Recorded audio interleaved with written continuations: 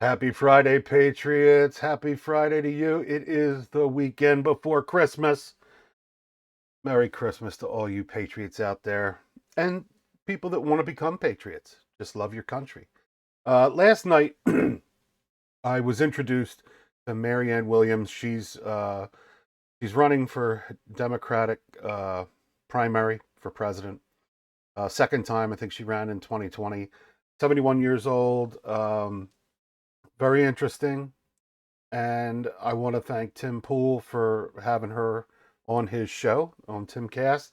Suggest you follow him. I'll put a link down on the bottom. Please like, subscribe, and share me. What I did notice, and I suggest you watch the whole thing through, because you will see very rarely does a Democratic, progressive leftist ever go on Tim Pool. And of course, we all know the reasons why. But I got to give credit where credit's due. This lady went on there, and you're going to see if you watch the whole thing. She has epiphany moments where she's actually looking at real news clips that she's never seen before. And Scott Adams also talks about that. You know, one thing I think that most Republicans do, or conservatives, I like to use the term conservative more than Republican, is we check both sides of the fence. We like to look at a little CNN, a little Fox. Me personally, I definitely like to watch people I have found in my own circles that promote truth, and truth will set you free. So a shout out to Tim Pool for having her on. You will definitely see, like, take immigration. She feels like immigration is internationally a problem where we should be helping them, get rid of the sanctions on Cuba, Venezuela, because that made the Cubans and Venezuelans all upset with their economy to come to want to come here. Personally, on a side note, I think they were so mad that we messed with them that now they're trying to get in our country. But we won't talk about that, will we? Anyway, so she is not on the same page.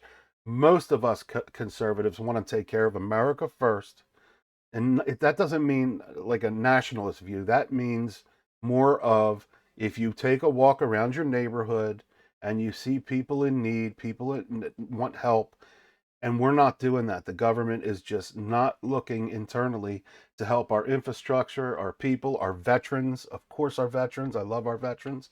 So that was one thing. So you'll see that at the beginning. Um, she had no idea that Biden was flying children at midnight a couple years ago.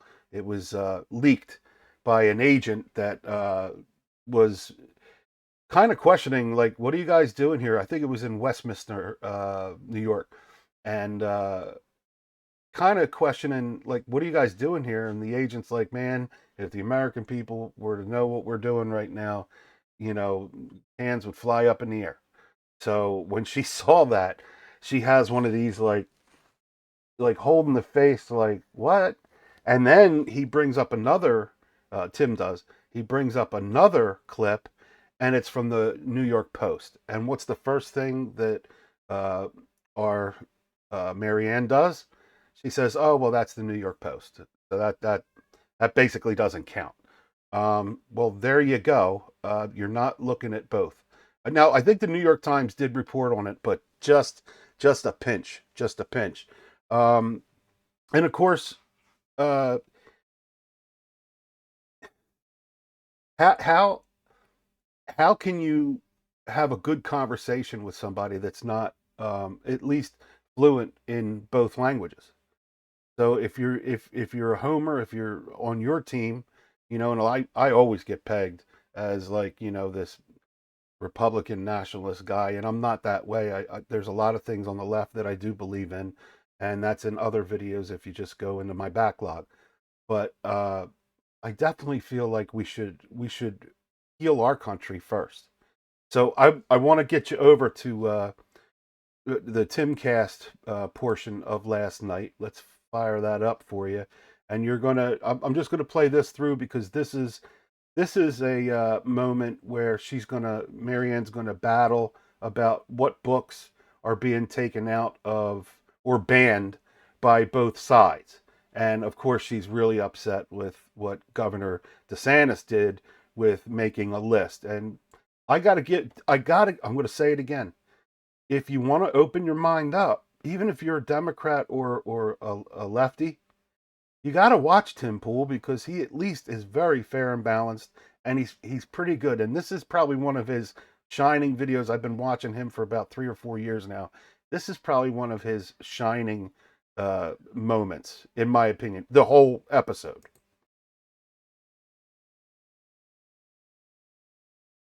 We have limited time, so I would like to move on to some other subjects and then definitely get into the area of the media, your polling. But one thing I did want to ask you about was your position on one of the big culture war issues in this country is in Florida, they announced that they would be barring certain books from curriculum that contained adult materials. And this resulted in big headlines like this about, this is not the one. Orlando newspaper publishes spread of 673 books banned in Florida County in 2023. I was curious if you knew a lot about what was going on nationwide with the removal of certain books from school curriculum and what your thoughts were. I'm very much against book banning.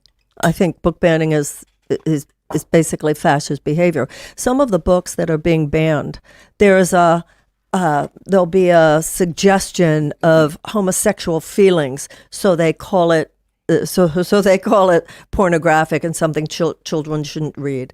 I trust teachers and librarians, and I don't like the idea of the U.S. government or a state government telling librarians or teachers what they can teach.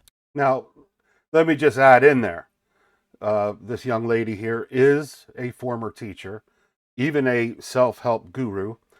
She has done a lot of books. There's probably 12 to 18 books. I can't remember. I checked her background a little bit. She is a writer. And the first thing you want to do when you're on that team is talk about you don't want the government to ban books, but yet you can let social media and the government cancel you out or cancel your product if it doesn't fit their needs. So she's kind of, talking in a little bit of a circle on that one. You don't think we should have laws on it? Like what about a Playboy? Like if a Playboy was in a grade school, would that be an issue? A Playboy magazine? Yeah. Yeah, as a parent, I'd have a big problem with a Playboy magazine. What if there was a book being given to middle schoolers that depicted giving blowjobs? I would. Yeah. Well, okay. Once again, I wouldn't want. Did you see the cringe? You saw the cringe, right? This is the truth. In middle school, the progressive left wants these books in there and wants teachers teaching out of these books, not just even in the library, but in the classroom. And she had a cringe there because she doesn't really understand this quite yet. I want my child to read that, and I definitely would be wanting to work on. This is the book. Okay, that's school board. That's not government, not the U.S. government, or I don't want the U.S. government and I don't want the state governor telling me the books cannot be taught.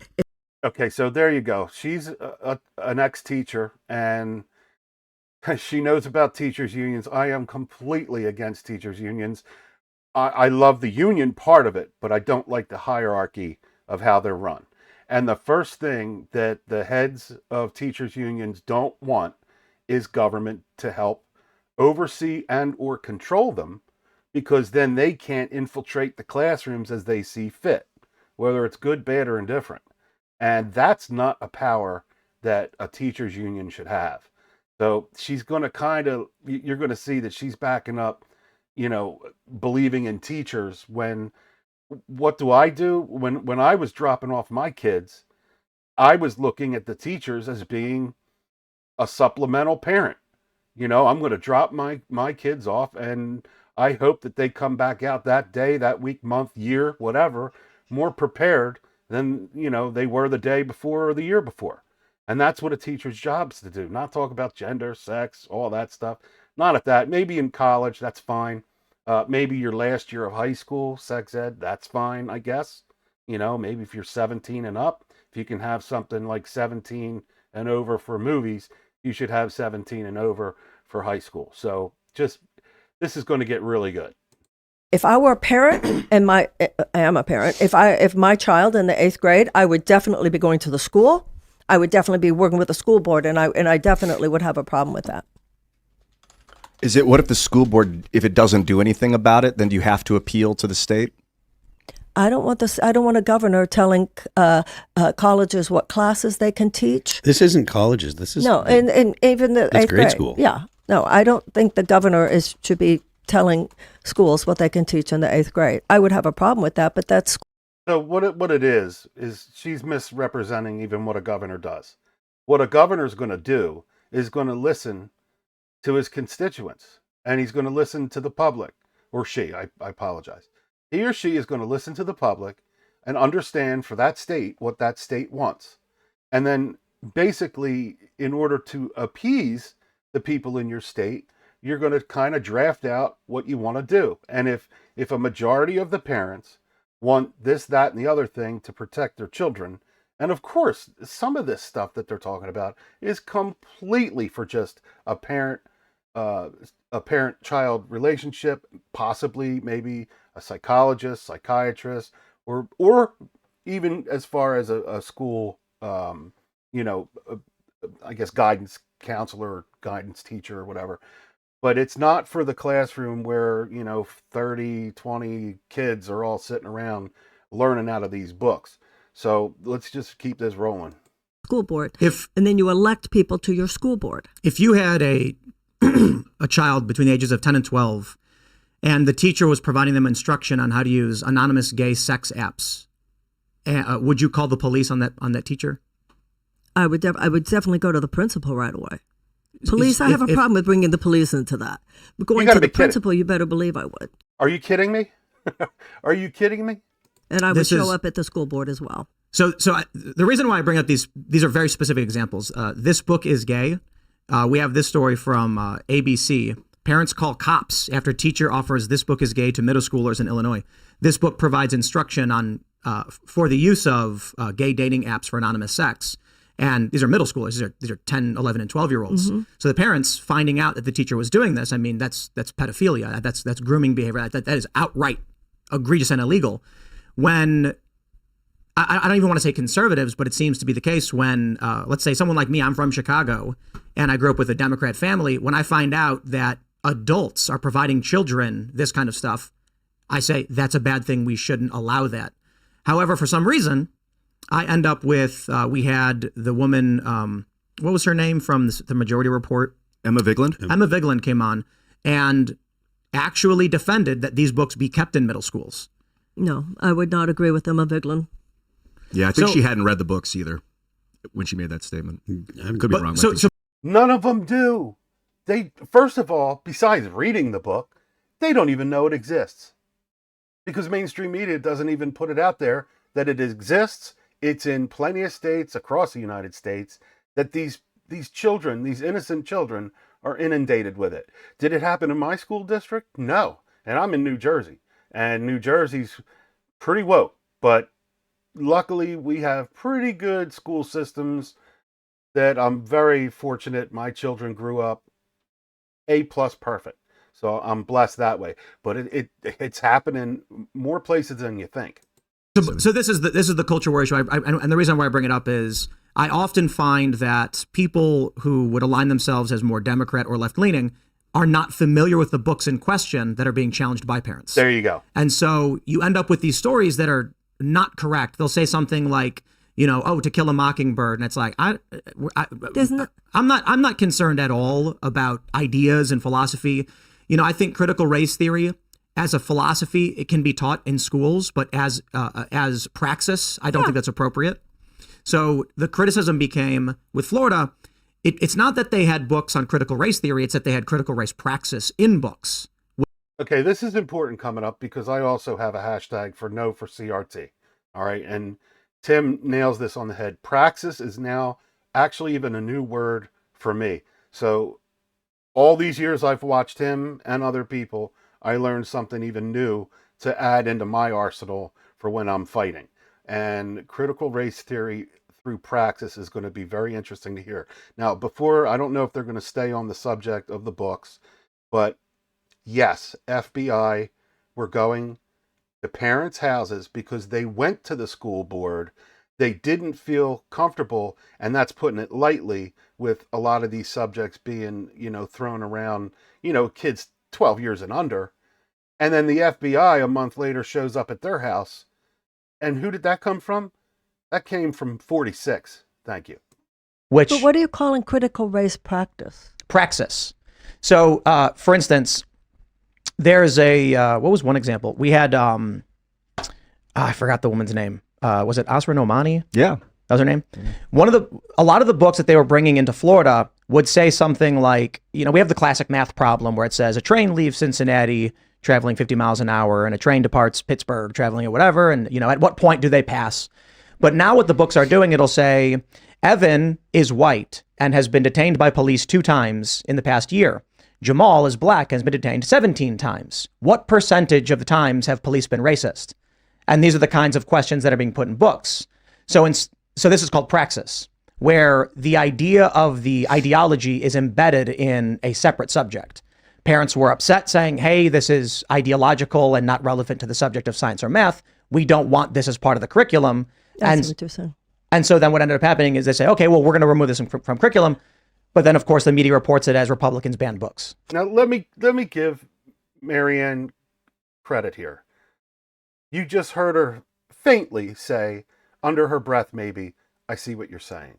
And all through this video, if you go back and you watch this from start to finish, you're going to see this woman being where her eyes are going wide open. And like I said, she'll hold her face like, she's got to keep her jaw from dropping because she's finding out stuff that she didn't know was there. And that's one of the biggest battles of good patriots trying to rally around, like circle our wagons and make sure we take care of one another first. I don't mean that we can't eventually get out there and help with funding or help with immigrants or whatever, but we certainly need to put the brakes on. One little thing I'd like to say is, like, even with the immigration, I think the smartest idea would just be putting a moratorium on it until the country can come up with a plan. So if that took a year, 3 years, 5 years, I'm not saying that, like, if it's a really big, like a war, something happened with a war and you had to ship in, 1,200 people, that might be able to work. But when we have these open borders like this, we should just put a moratorium on it and get it, unilaterally, whether it's politically or, as an American, we now know that there's a system in place. Because the system's broke. It's been broke way before 45, way before 44, way before 43. The system's broke. So it's broke enough now, though, that they can use it and weaponize it. The teachers' unions, that system's broke now. So yes, a union, a teachers' union is very important, or a plumbers' union, very important. But if the hierarchy is broken and not working, with both the students, the parents, and the government, and the way we want to bring our children up in the world to go out and be successful adults, then it's being weaponized. So when it's that broken, you can weaponize it and then turn that around. And that's kind of like a little bit of a Marxist thought there too. But anyway, so let's get back to this, and I'll let this play out a little bit more. Again, like, subscribe, share me, and watch this whole thing through. But see, even the way we're contextualizing the conversation, I don't think is very helpful. I don't think it's a left-right issue. For instance, if you are a parent and you don't want your child in the 7th grade reading a book about blowjobs, I mean, that's just, to me, that's not a left-right issue. And I do apologize. This content is not made for children right now, and I know some of you might be having a hard time with it. But we do have to face the fact that it's right here. It's right in front of our face, and yet half the country doesn't see it. That the child is learning about that in school. But to me, as an American, not as a left-winger, but as an American, I do want my child to learn, for instance, about unequal application of criminal justice when it comes to race. So, if a black person is given a sentence in a courtroom in the United States, that black person is liable to have a 20% longer sentence. What I didn't like about what All you right. said was Hold on a second now, and we'll let's quit it there for a minute, and let me get back to here. Like I said, like, subscribe, share me. I'll put that link down there. The one thing is that there's context and proportionality to who goes to jail and who doesn't. And if you're 65% white and 20% black, you're going to see that inside those numbers, all the percentages of who gets caught, who gets what, it's all going to be fluctuating. It's not, you got to talk in the right context with that. And I didn't want that part of Tim's show right there goes on for a minute. So as far as that, the percentages and all, you have to do your research on that. And there's real reasons why the numbers look skewed negatively, but they're kind of really not. They're just proportionately right. All right. So anyway, it is Friday. I hope you have a Merry Christmas. I certainly send all my love to you guys. It is Red Friday, so make sure you're wearing some red. I got to go out to the store, so I'm going to put a red shirt on. All right, I found my red shirt. And love to you guys. Kiss, love, hug a veteran. Patriots lift up patriots, and I will see you on the other side.